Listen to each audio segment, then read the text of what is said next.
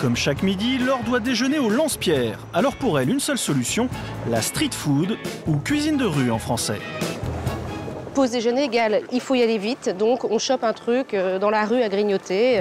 Mais en France, entre le kebab frites super gras, le panini et la crêpe dégoulinante, la cuisine de rue n'est pas franchement très appétissante. C'est pas très diététique, c'est pas vraiment pratique à manger. Et puis en plus, on tourne vite en rond entre les kebabs, les sandwichs grecs, les crêpes qui dégoulinent de Nutella ou le sandwich jambon-beurre. Et en dessert aujourd'hui, Laure a justement choisi le grand classique de la street food française, la crêpe au chocolat. Facile à manger, mais hyper calorique. Voilà. Je crois que la crêpe au chocolat, c'est encore un exemple typique de street food qu'on peut trouver à Paris et en France. C'est quand même pas ça qu'on peut manger tous les jours, quoi.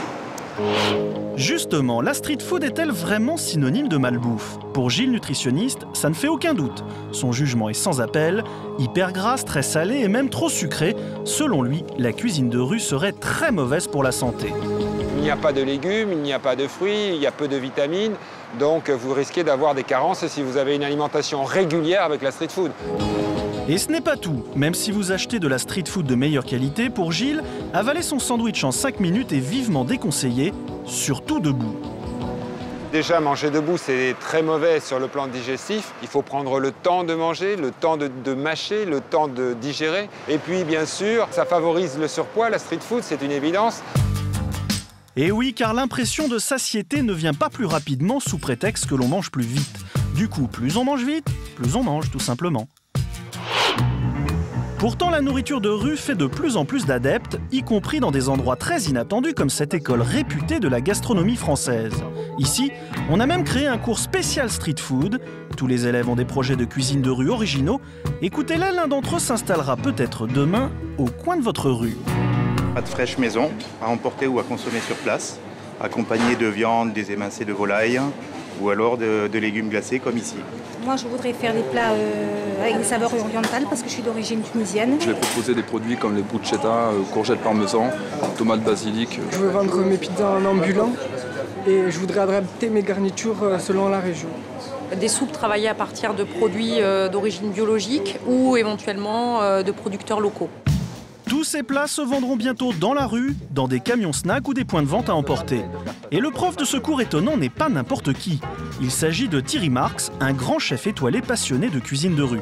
Pour lui, c'est sûr, la street food de qualité pourrait très bien remplacer la malbouffe. On peut installer dans la rue aujourd'hui une vraie qualité de produit dans cette gamme de prix. Nous, on le prouve tout le temps ici en cours, dans cette gamme de prix, et que ça peut être une alternative vraiment à la malbouffe.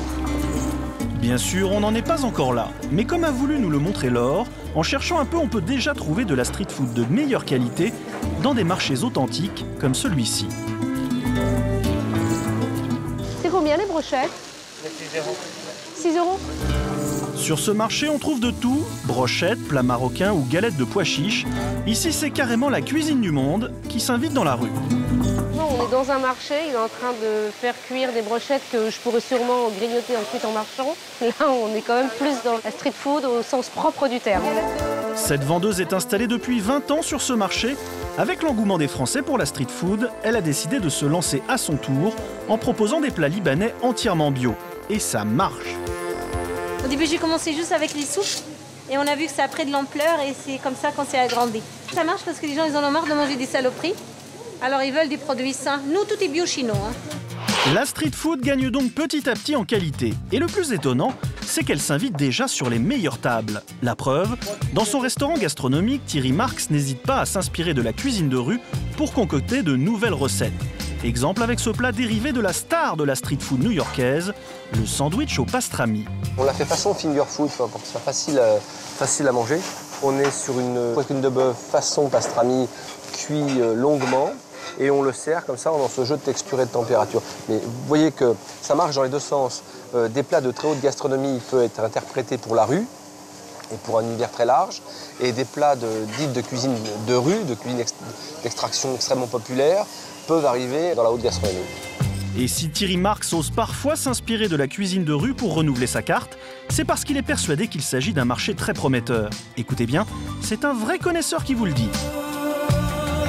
On a eu les premiers Grecs dans les années 70 dans la rue de la Huchette à Paris. On a eu après les premiers dits kebabs et ensuite.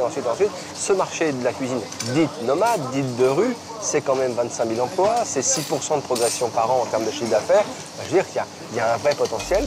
Bref, si la street food ou nourriture de rue souffre encore d'une mauvaise réputation, le marché est en pleine évolution. Petit à petit, les plats de qualité sont de plus en plus nombreux, et ça tombe bien, car dans notre société moderne, nous consacrons de moins en moins de temps au repas de midi.